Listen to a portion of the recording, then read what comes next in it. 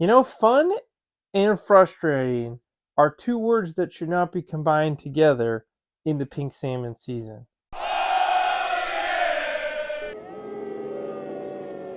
However, I've been hearing it a lot lately of there have been mixtures of both. Some days where you find them and it's amazing. Other days there's nothing to be found.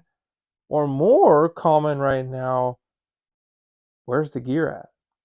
I'm going to help cover a couple alternative lures that you can go find right now that'll help you still catch fish while the pinks are in the saltwater and the rivers, but in the transition time as well, get you thinking a little bit outside the box on what you can do as the next stage and phase of our fall salmon season approaches.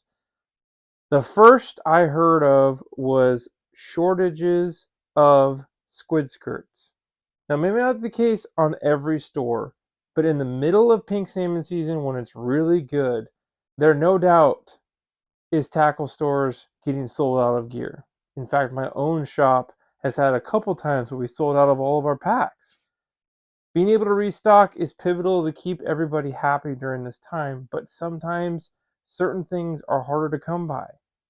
So, an alternative to your squid skirts, I heard this being one of the things that people were having a little bit of struggle finding. If you cannot find a normal squid skirt in the 10 packs, here's an alternative. It is called a B2 mini squid. This is an 1.5 to 2 inch version. It's made for kokanee fishing. You can find them in the saltwater aisles of like Cabela's and some of your other tackle stores. They are a perfect little squid to utilize on a twitching jig like this 3/8 ounce. You thread them on just as you would any other squid. What I like about these is they have a little bit bulkier body, so they work really well onto a hook keeper and they stay on. They have good action, make a great little alternative, and catch the heck out of a lot of fish.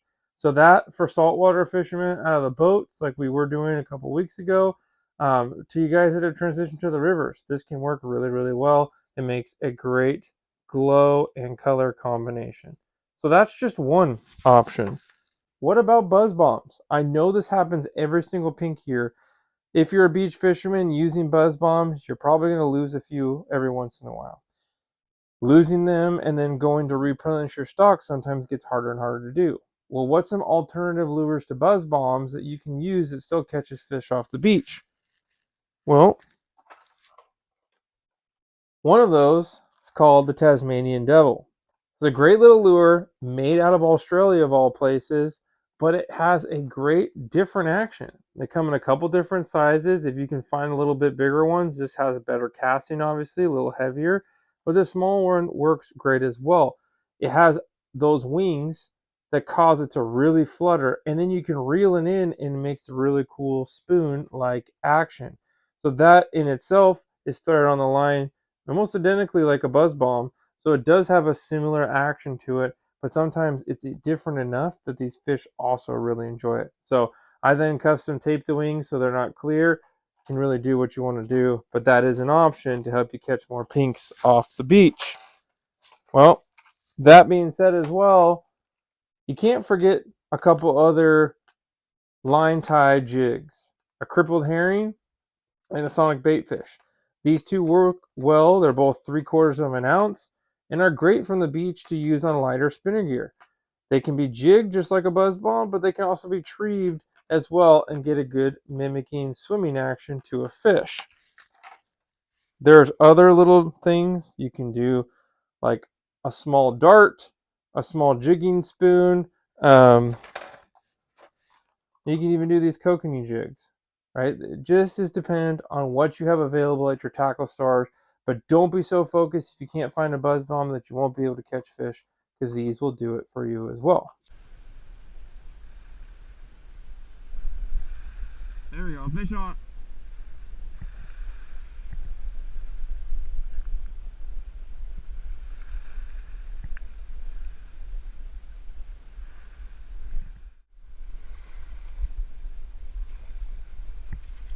There we go.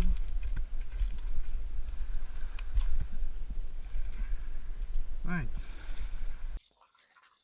Now, what do we do about jigs in the rivers, because this is where I start kind of getting a little fun on my side, because I pull out my dang walleye gear and this will catch everything. Okay, you guys have plenty of stuff that these pinks will absolutely love to hit. A 3-inch curly tail grub in pink not only works really good on a jig motion, but straight retrieve, that tail is swimming. What about a double tail? Similar, you get options with different movement. You can even go as crazy as throwing, which I know people have had success, small little swim baits on jigs. You're not limited to the only thing is a pink squid jig to catch these fish. A little walleye jig just like this in a 1/4 ounce or 3/8 of an ounce will catch a ton of pinks this year for you. So I like being able to not necessarily limited. In fact, some manufacturers have actually come out with their own little curly tails. These are made for steelhead, but they do work great for pinks. They're 1.5 inches, so on a smaller jig can work really well retrieved. You're doing something different from the crowd, and sometimes that's all it means. So hopefully helping with that frustration side of what tackle can I still find that works. There is a full selection in most of the tackle stores for crappie that will absolutely kill it for pinks and have done it for years. I've told you guys about those 1/8 ounce white marabou jigs for crappie. Those absolutely kill it.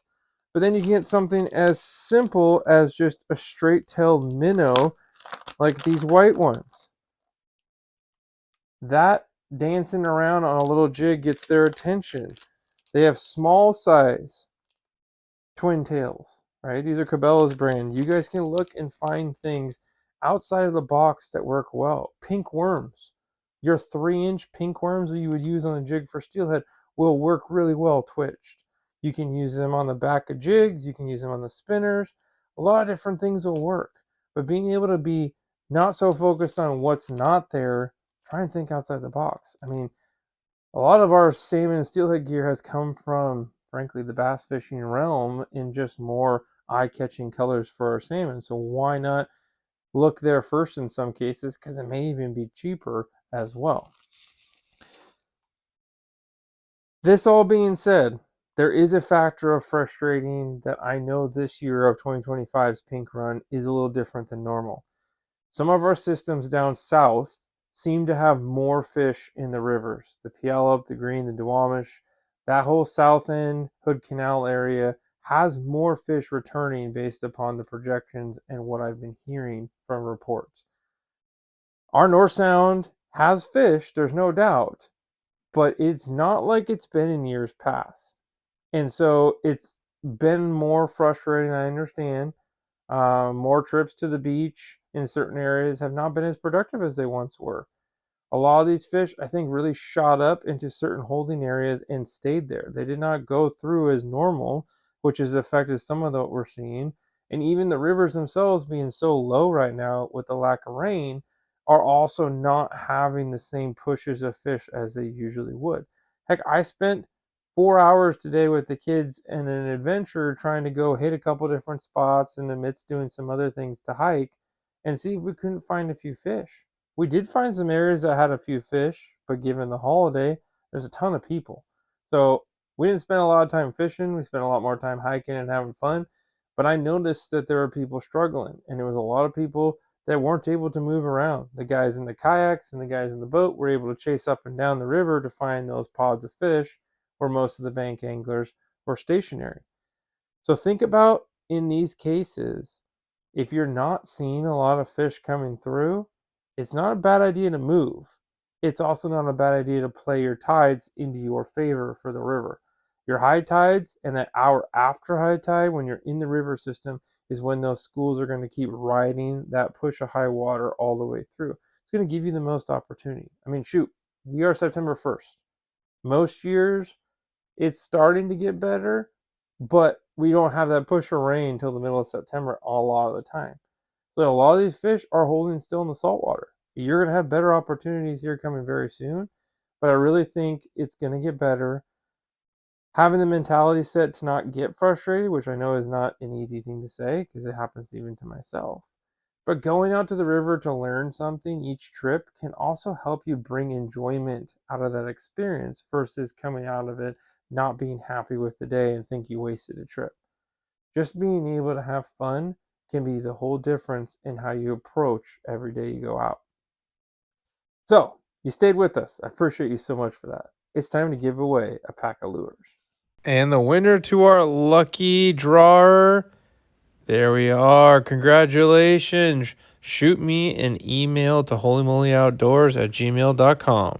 So let me know in the comments below. Is it fun or frustrating for you right now fishing? And what are you doing to change that up? We'll catch you on the water this week with a few new videos and some more giveaways. Tight lines and fish on!